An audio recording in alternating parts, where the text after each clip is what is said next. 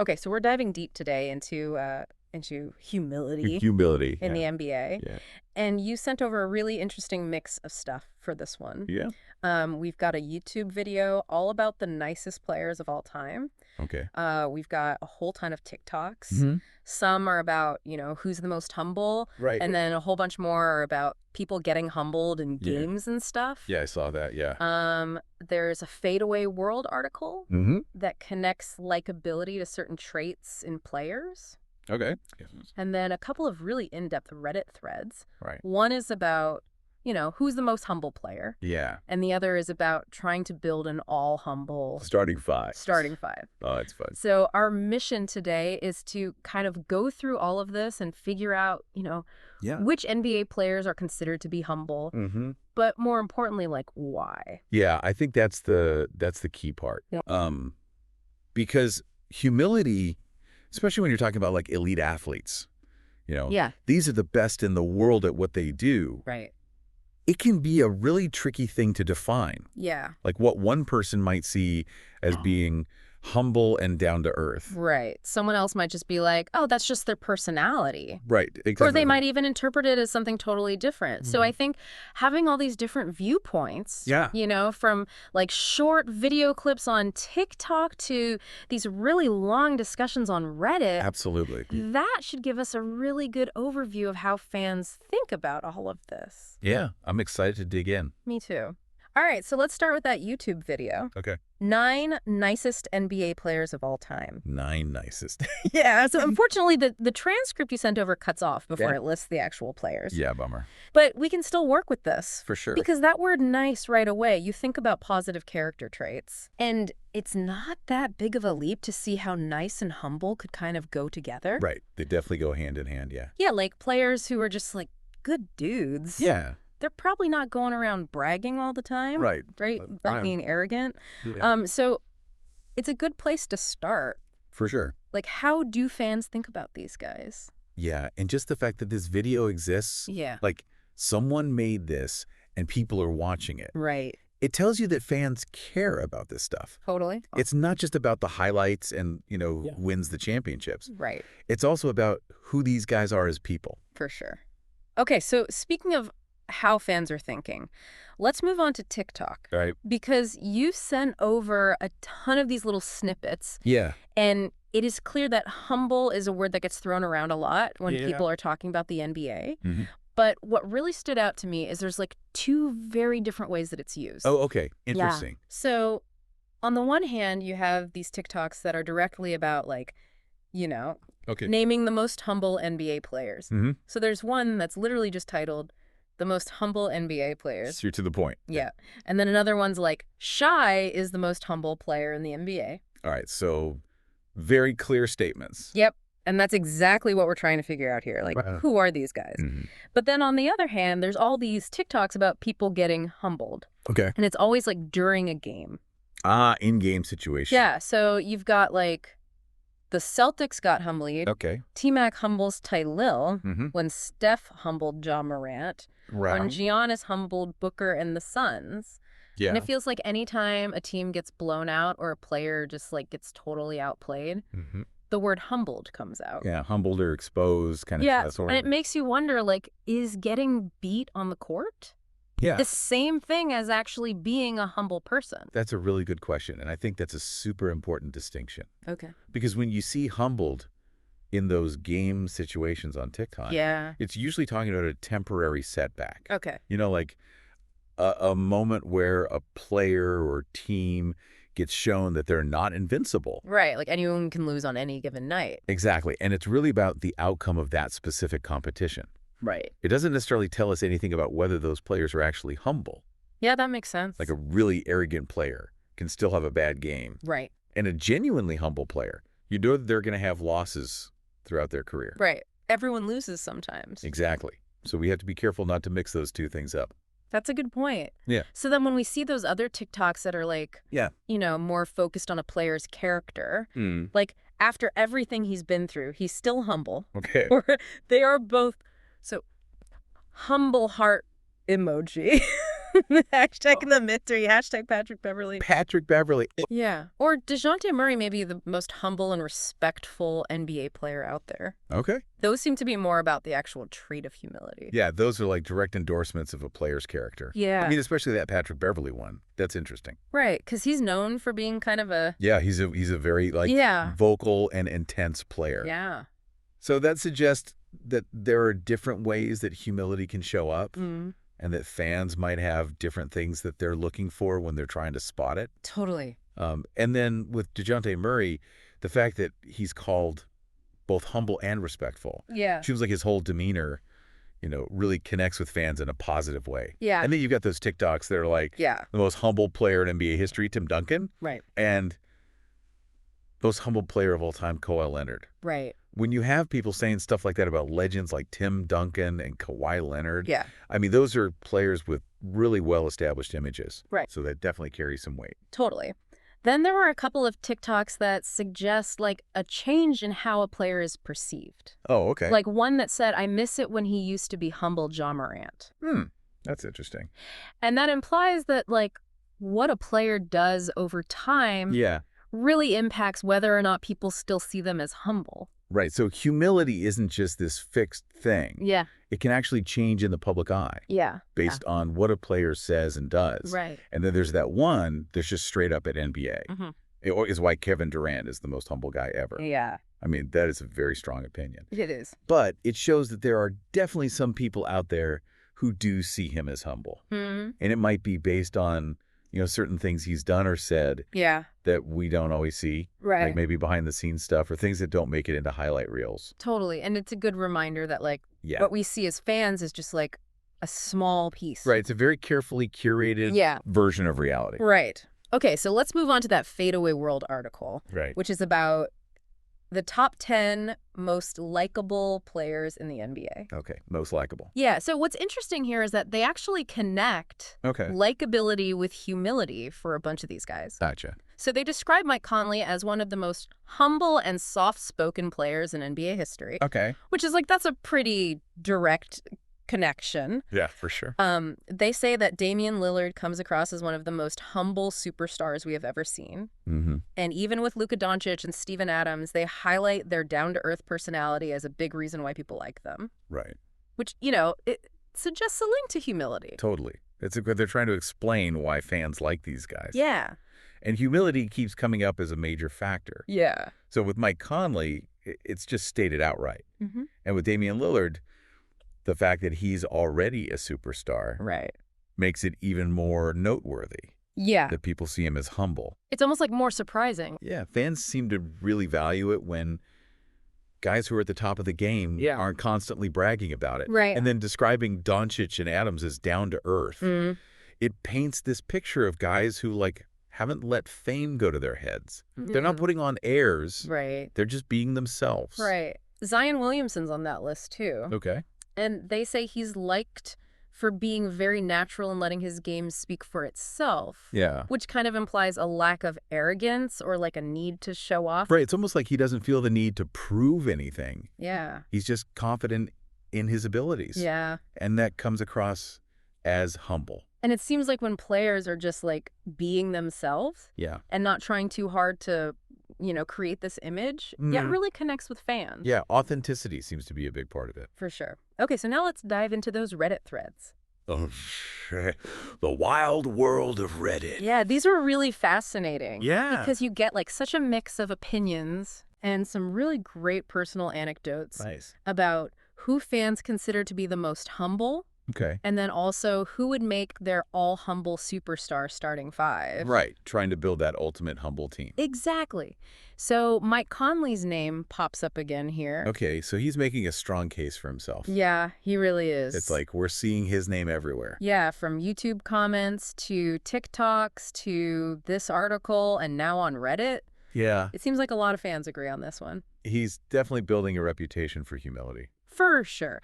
Reggie Miller was an interesting one that came up on Reddit. Oh, Reggie Miller. That's interesting. Yeah, so he was known for being a trash talker. Right.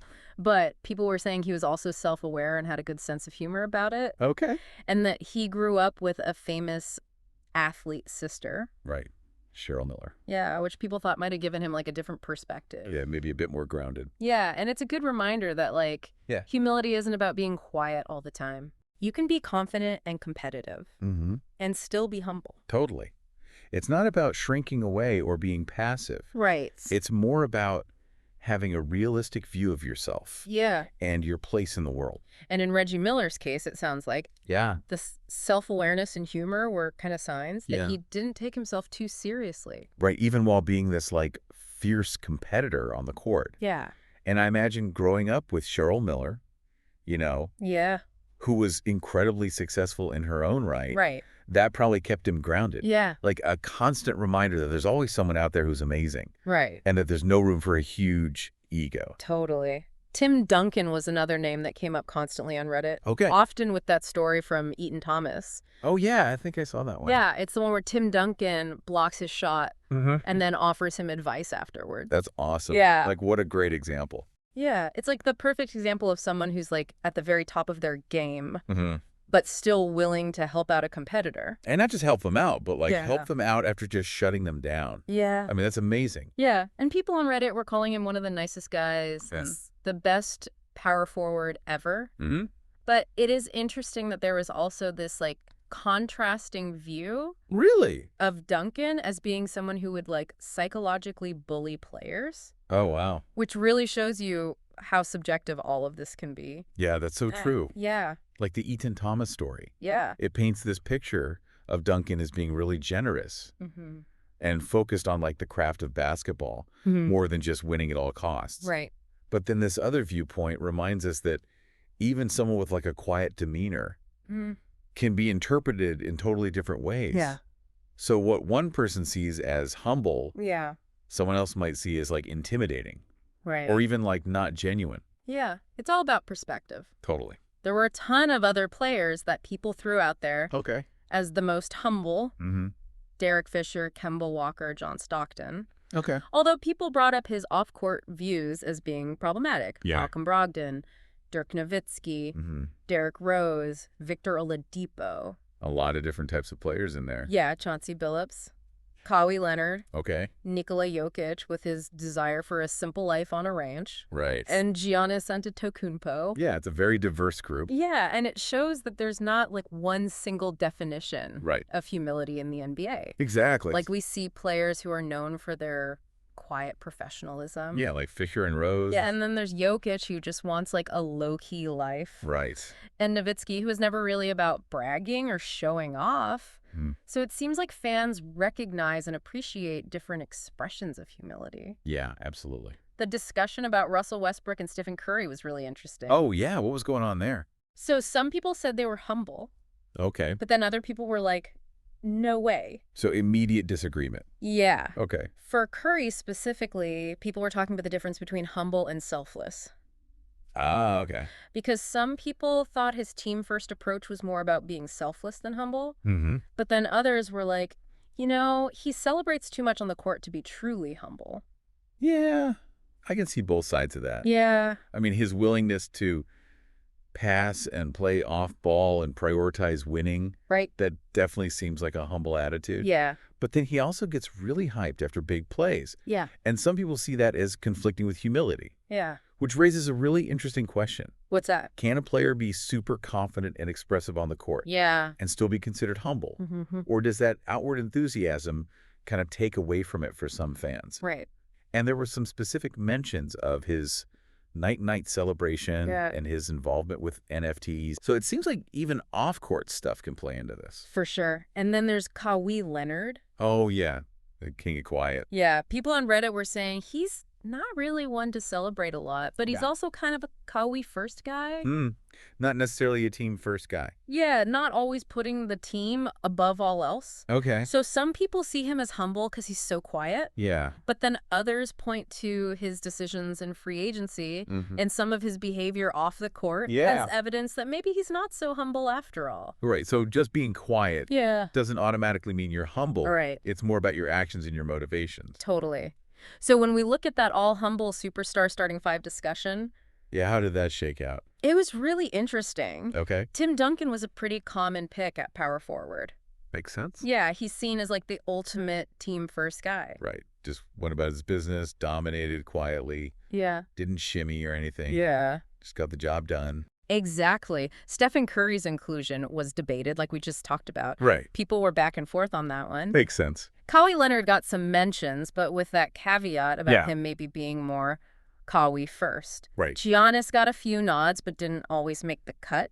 Okay. And then Mike Conley came up again as a humble current player. Of course. Some people suggested some older players like Jerry West, Clyde Drexler, Grant Hill, Ray Allen. Yeah. Although there was some debate about whether they would count as superstars. Right. Like, how do you define superstar? Exactly. And then, of course, you had the more lighthearted suggestion of Tony Snell. Tony Snell, I love it. And Nikola Jokic was in there, too. Yeah. Again, because of his simple lifestyle. Right. Just wants to hang out on his ranch with his horses. Exactly. So it really shows you how different people value different things. Yeah, for sure. When they're thinking about a humble superstar. Absolutely. And I think trying to build that all-humble team, it really shows you just how tough it is. To define humility in this context, because even when you're trying to pick players based on this one quality, everyone has different criteria and different interpretations. So you've got the ongoing debate about Steph Curry, the questions surrounding Kawhi, and just the difficulty in